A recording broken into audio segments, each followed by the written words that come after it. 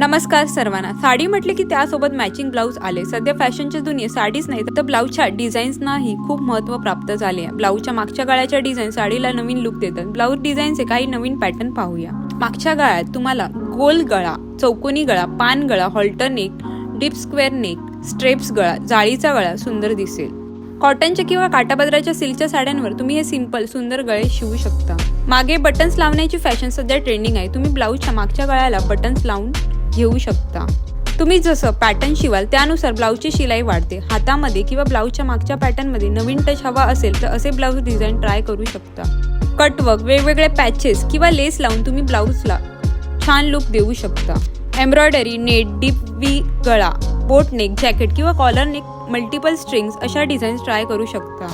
जर तुम्ही बारीक असाल, बॅक फॅट जास्त असेल तर थोडे स्टायलिश ओपन गळे शिवू शकता। ब्लाऊजला मागे फुल शिवून घेण्याची फॅशन सुद्धा नवीन आहे। ऑर्गेन्झा किंवा शिफॉन साड्यांवर तुम्ही असे पॅटर्न शिवू शकता।